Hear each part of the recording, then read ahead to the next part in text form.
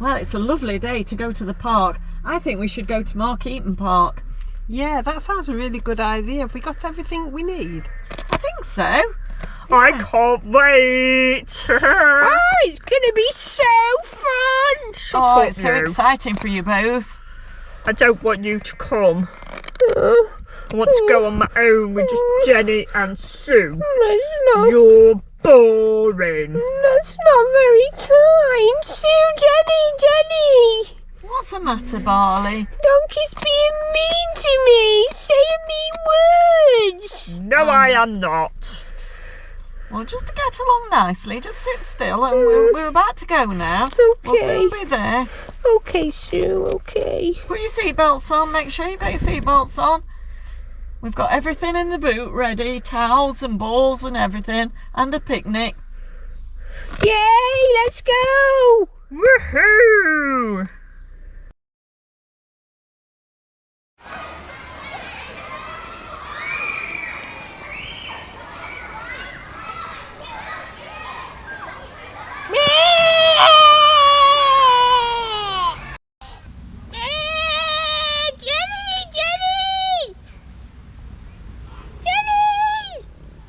I'm busy.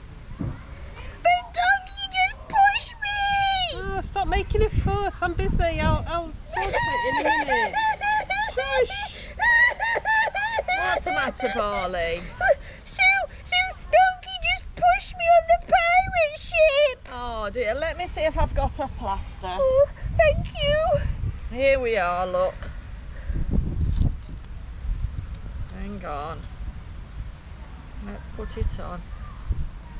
Is it just there, look? Oh, thank you, Sue. That's alright. Are you alright I now? feel better now, thank you. That's alright. You're going off and play then? Okay.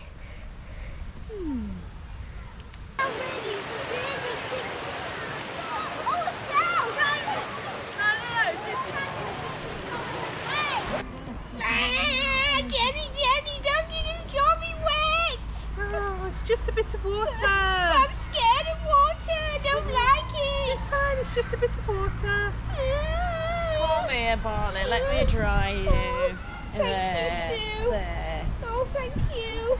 There. You'll be alright now. I feel better now. There you go.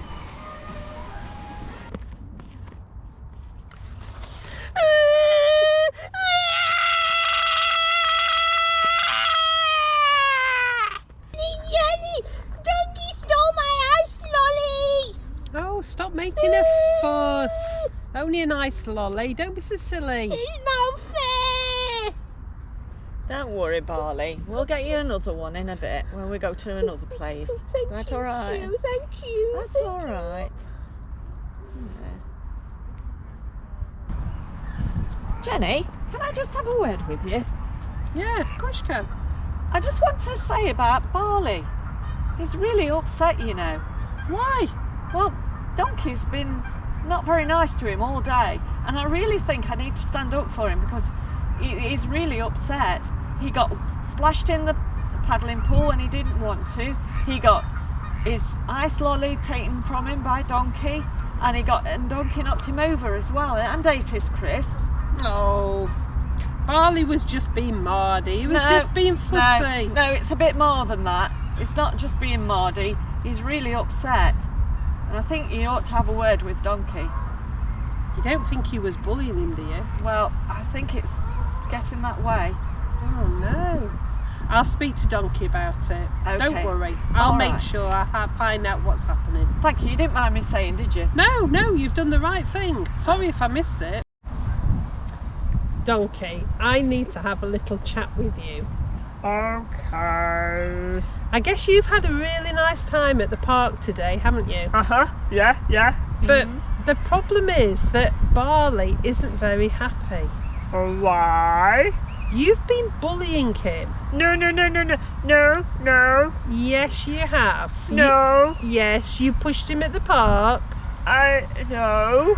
You stole his lollipop. No. And you got him wet at the paddling area. No. You've really not been very kind to him. No. Well, I'm going to make sure that you stay with me, sit with me near this bench, and don't join in while you think about what you've been doing. Oh. Yeah, and then maybe, if you're really sorry and you stop bullying, perhaps you can join back in again later. Okay.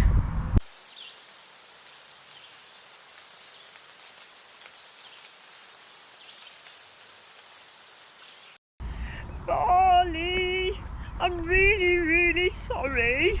I didn't mean to bully you. I've got some crisps, and would you like to share them with me? Oh, it's okay, Donkey. Oh, yes, please.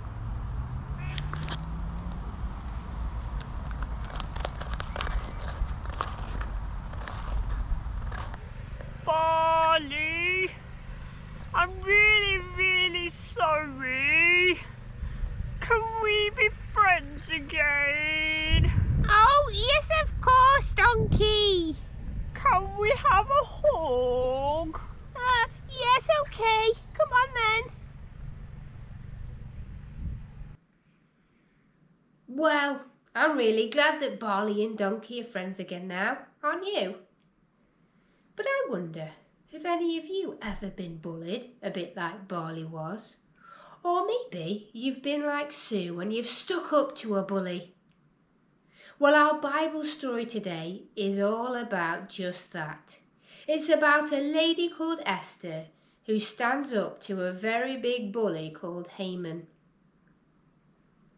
The story starts a very long time ago in a country called Persia. King Xerxes was on the throne and he was looking for a new wife. She had to be beautiful. He searched the whole country looking for a new wife, and eventually he found Esther. Not only was she the most beautiful woman he had ever seen, but she was gracious and kind as well. She was perfect. But Esther didn't really want to become the new queen. She was happy with her old life. She was an orphan and lived with her uncle Mordecai, who happened to be the leader of the Jews. But Esther didn't have a choice. But not long before she married the king, Mordecai sent her a warning. He said, "Esther, whatever you do, don't tell the king that you're a Jew." You see, the Jewish people weren't really welcome in Persia. They were strangers in the land. And Mordecai was worried that Esther might be in danger if she told the king she was a Jew. So Esther agreed to be silent. Not long after Esther had married the king, Mordecai heard a rumour that Haman, the king's right-hand man, a very, very important person in the palace, had drawn up plans and plotted to kill the entire Jewish people. Every single one of them, including him. Haman hated the Jews. Mordecai was really upset. He didn't know what to do. How am I going to save my people, he thought. And then he remembered Esther. He sent her a message. "Esther," he said, "you have to speak to the king. Our people are in grave danger. Haman, the big bully, is going to kill all of us. You have to save us." Esther sent a message back. "There's nothing I can do, Mordecai. I can't go and see the king without being invited. If the king doesn't hold out his scepter, then I will die if I go and see him unannounced." Mordecai sent another message back. "Esther, if you don't do this, you might even die yourself. We're all in big, big trouble. You have to speak to the king. Maybe this is why you are queen. Maybe God has put you in this position so you can save his people." Esther sent another message back. "Okay," she said, and she asked Mordecai and the Jewish people to fast and pray for 3 days. She had decided that even though she was putting herself into big trouble, that she would go and speak to the king. With her heart beating really fast, she walked up to the palace doors and she waited. If the king's scepter came out of the door, she knew she would be okay to speak to him. If it didn't, she was gonna die.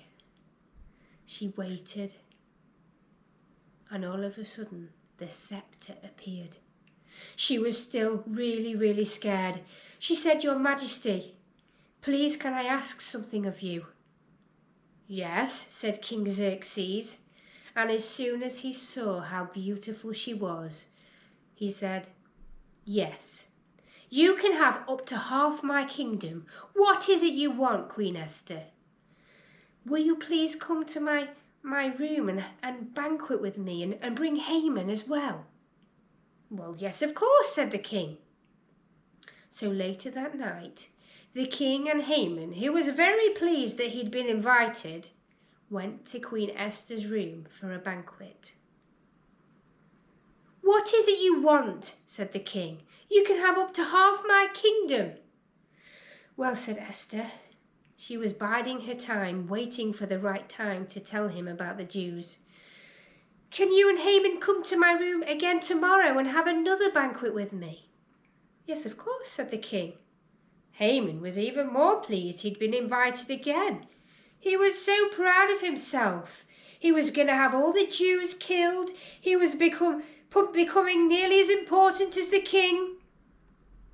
He was a big bully. He even bullied the king. The next day, the king and Haman arrived again at Esther's room for a banquet. "Esther, what is it you want?" said the king. "I will give you up to half my kingdom." This was the time. Esther knew it. She plucked up every ounce of courage she had. She knew that God was with her. She told the king that there had been a plot to kill all of the Jews. "What?" said the king. "Who has come up with this evil plot? Who would kill all the Jews?" "Well," said Esther, "it was Haman. Haman, he came up with this plan. He was going to kill all of the Jews. And actually, Your Majesty, I didn't tell you, but I'm a Jew as well." The king looked at Esther and was reminded once again how beautiful she was. "Take him away," he said to his guards, and pointed to Haman. Haman was taken away in chains. The big bully had gone. The king had realized exactly what Haman had been doing. Esther had done it. She'd saved her people. The king wrote out a new law which protected the Jewish people from ever being killed again. Esther knew that God had been with her.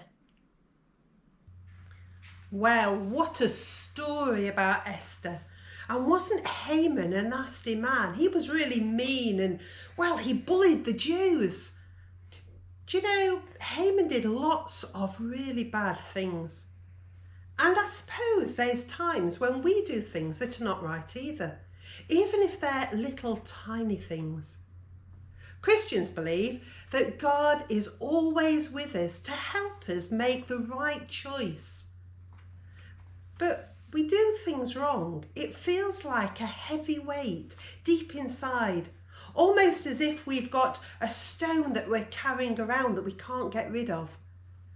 And Christians believe that when we say sorry to God, God takes out that bad thing and he gets rid of it forever and he washes us clean inside. So we're going to have a little time where we say sorry to God for the things that we might have done that we know we shouldn't have done. We're going to see an image on the screen of stones going into water to remember that actually God cleans us inside, gives us a fresh new start, helps us by being with us all the time, not to be bad and to try to be good. So let's pray. And if you want to do a whirly amen at the end, then you can do. Dear God, we're really sorry when we've said the wrong kind of things and we've hurt people. Dear God, we're really sorry when we are mean to people. Dear God, we're really sorry when our actions hurt other people. Dear God, we're sorry when we should have helped other people and we chose not to. We pray all these prayers in Jesus' name. Amen.